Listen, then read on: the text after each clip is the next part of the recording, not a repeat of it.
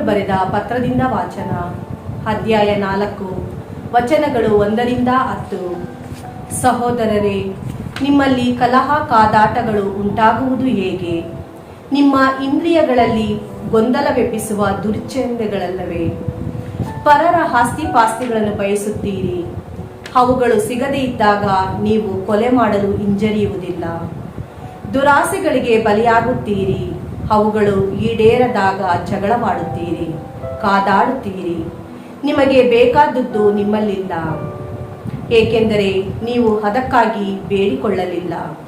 ಬೇಡಿಕೊಂಡರೂ ನಿಮಗದು ದೊರಕುವುದಿಲ್ಲ, ಏಕೆಂದರೆ ನಿಮ್ಮ ಬೇಡಿಕೆ ದುರುದ್ದೇಶದಿಂದ ಕೂಡಿರುತ್ತದೆ. ಭೋಗ ಅಭಿಲಾಷೆಗಳ ಈಡೇರಿಕೆ ನಿಮ್ಮ ಗುರಿಯಾಗಿರುತ್ತದೆ.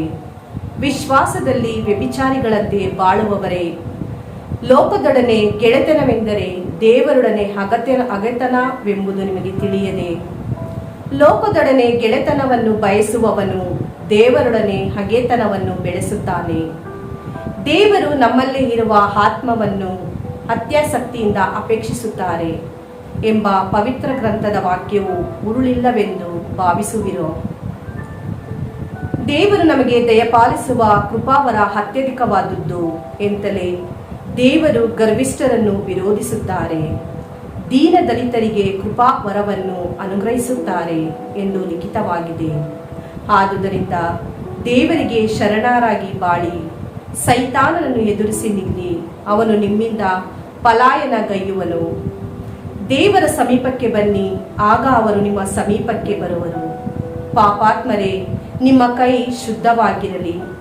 ಎರಡು ಮನಸ್ಸಿನವರೇ, ನಿಮ್ಮ ಹೃದಯ ನಿರ್ಮಲವಾಗಿರಲಿ. ನಿಮ್ಮ ಹೀನ ಸ್ಥಿತಿಗಾಗಿ ವ್ಯಥೆಪಡಿರಿ, ಕಣ್ಣೀರಿಟ್ಟು ಗೋಳಾಡಿರಿ. ನಗುವುದನ್ನು ಬಿಟ್ಟು ದುಃಖಿಸಿರಿ, ಸಂತೋಷವನ್ನು ಬಿಟ್ಟು ಶೋಕಿಸಿರಿ. ಪ್ರಭುವಿನ ಮುಂದೆ ನಮ್ರರಾಗಿರಿ, ಆಗ ಅವರು ನಿಮ್ಮನ್ನು ಉದ್ಧರಿಸುವರು. ಪ್ರಭುವಿನ ವಾಕ್ಯ. ದೇವರಿಗೆ ಕೃತಜ್ಞತೆ ಸಲ್ಲಲಿ. ಕೀರ್ತನೆ ಶ್ಲೋಕ. ಪ್ರಭುವಿನ ಮೇಲೆ ಹಾಕು ನಿನ್ನ ಚಿಂತಾಭಾರವನ್ನು. ಆಹಾ, ರೆಕ್ಕೆಗಳು ನನಗಿತ್ತಾದರೆ ಪಾರಿವಾಳದಂತೆ ಹಾರಿ ಹೋಗಿ ನೆಮ್ಮದಿಯಿಂದಿರಬಹುದಿತ್ತು ಎನ್ನುತ್ತಿದ್ದೆ. ಬಲು ದೂರ ಹಾರಿ ಹೋಗುತ್ತಿದ್ದೆ, ನಿರ್ಜನ ಪ್ರದೇಶದಲ್ಲಿ ವಾಸಿಸುತ್ತಿದ್ದೆ. ಶ್ಲೋಕ. ಪ್ರಭುವಿನ ಮೇಲೆ ಹಾಕು ನಿನ್ನ ಚಿಂತಾಭಾರವನ್ನು. ಹುಡುಕುತ್ತಿದ್ದನ ಗೂಡನ್ನು ತವಕದಿಂದ, ಪಾರಾಗುತ್ತಿದ್ದೆ ಬಿರುಗಾಳಿ ಮಳೆಯಿಂದ. ಭ್ರಾಂತಗೊಳಿಸು ಶತ್ರುವನ್ನು, ಗಲಿಬಿಲಿಗೊಳಿಸು ಅವರ ನುಡಿಯನು. ಶ್ಲೋಕ. ಪ್ರಭುವಿನ ಮೇಲೆ ಹಾಕು ನಿನ್ನ ಚಿಂತಾಭಾರವನ್ನು. ನಗರದಲ್ಲಿ ನಾ ಕಾಣುತ್ತಿರುವೆ ಪ್ರಭು ಹಿಂಸೆ ಕಲಹವನು. ಗೋಡೆ ಸುತ್ತಲೂ ತಿರುಗುತಿಹರವರು ಹಗಲು ಇರುಳು.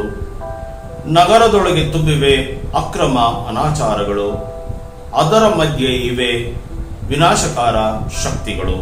ಶ್ಲೋಕ. ಪ್ರಭುವಿನ ಮೇಲೆ ಹಾಕು ನಿನ್ನ ಚಿಂತಾಭಾರವನ್ನು. ಪ್ರಭುವಿನ ಮೇಲೆ ಹಾಕು ನಿನ್ನ ಚಿಂತಾಭಾರವನ್ನು. ಉದ್ಧರಿಸುವನು ಸಜ್ಜನರೊಂದಿಗೂ ಕದಲಗೊಡಿಹನು. ಶ್ಲೋಕ. ಪ್ರಭುವಿನ ಮೇಲೆ ಹಾಕು ನಿನ್ನ ಚಿಂತಾಭಾರವನ್ನು. ಘೋಷಣೆ. Alleluia, alleluia, alleluia, alleluia. ಆತನ ಕರೆಗೆ ಕಿವಿಗೊಟ್ಟರೆಣಿತ ಒಳಿತು ನೀವಿಂದೆ. ಕಲ್ಲಾಗಿಸಿಕೊಳ್ಳದಿರಿ ಹೃದಯವನ್ನು ನಿಮ್ಮ ಪೂರ್ವಜರಂತೆ. ಅಲ್ಲೆಲೂಯಾ. ಸಂತ ಮಾರ್ಕರು ಬರೆದ ಪವಿತ್ರ ಶುಭ ಸಂದೇಶದಿಂದ ವಾಚನ. ಅಧ್ಯಾಯ 9 ವಚನಗಳು 30-37. ಆ ಕಾಲದಲ್ಲಿ ಯೇಸು ಮತ್ತು ಶಿಷ್ಯರು ಹೊರಟು ಗಲಿಲೆಯದ ಮಾರ್ಗವಾಗಿ ಮುಂದಕ್ಕೆ ಪ್ರಯಾಣ ಮಾಡಿದರು. ಇದು ಯಾರಿಗೂ ತಿಳಿಯಬಾರದು ಎಂಬುದು ಯೇಸುವಿನ ಇಚ್ಛೆಯಾಗಿತ್ತು. ಕಾರಣ ತಮ್ಮ ಶಿಷ್ಯರಿಗೆ ಪ್ರಬೋಧಿಸುವುದರಲ್ಲಿ ಅವರು ನಿರತರಾಗಿದ್ದರು.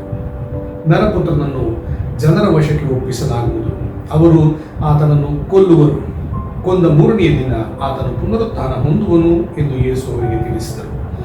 ಆದರೆ ಯೇಸು ಹೇಳಿದ ಈ ಮಾತುಗಳನ್ನು ಶಿಷ್ಯರು ಅರ್ಥ ಮಾಡಿಕೊಳ್ಳಲಿಲ್ಲ. ಅವುಗಳ ಬಗ್ಗೆ ಪ್ರಶ್ನಿಸಲು ಸಹ ಅಂಜಿದರು. ಅನಂತರ ಅವರೆಲ್ಲರೂ ಕಫರ್ನಹೂಮಿಗೆ ಬಂದರು.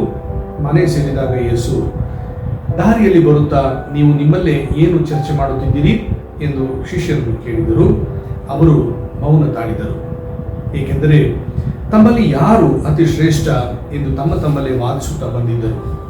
ಯೇಸು ಕುಳಿತುಕೊಂಡು 12 ಮಂದಿಯನ್ನು ಕರೆದು ಅವರಿಗೆ, ನಿಮ್ಮಲ್ಲಿ ಮೊದಲಿಗನಾಗ ಬಯಸುವವನು ಎಲ್ಲರಿಗೂ ಕಡೆಯವನಾಗಿರಲಿ, ಎಲ್ಲರ ಸೇವೆ ಮಾಡುವವನಾಗಿರಲಿ ಎಂದರು. ಅನಂತರ ಯೇಸು ಒಂದು ಚಿಕ್ಕ ಮಗುವನ್ನು ಕರೆದು ಅವರ ನಡುವೆ ನಿಲ್ಲಿಸಿ ಅದನ್ನು ತಬ್ಬಿಕೊಂಡು ತಮ್ಮ ಶಿಷ್ಯನಿಗೆ, ನನ್ನ ಹೆಸರಿನಲ್ಲಿ ಇಂತಹ ಮಗುವೊಂದನ್ನು ಯಾರು ಬರಮಾಡಿಕೊಳ್ಳುತ್ತಾನೋ ಅವನು ನನ್ನನ್ನೇ ಬರಮಾಡಿಕೊಳ್ಳುತ್ತಾನೆ. ಯಾರು ನನ್ನನ್ನು ಬರಮಾಡಿಕೊಳ್ಳುತ್ತಾನೋ ಅವನು ನನ್ನನ್ನು ಅಲ್ಲ, ನನ್ನನ್ನು ಕಳುಹಿಸಿದಾತನನ್ನೇ ಬರಮಾಡಿಕೊಳ್ಳುತ್ತಾನೆ ಎಂದರು. ಪ್ರಭುವಿನ ಶುಭ ಸಂದೇಶ. ಕ್ರಿಸ್ತನೇ ನಿಮಗೆ ಸ್ತುತಿ ಸಲ್ಲಲಿ.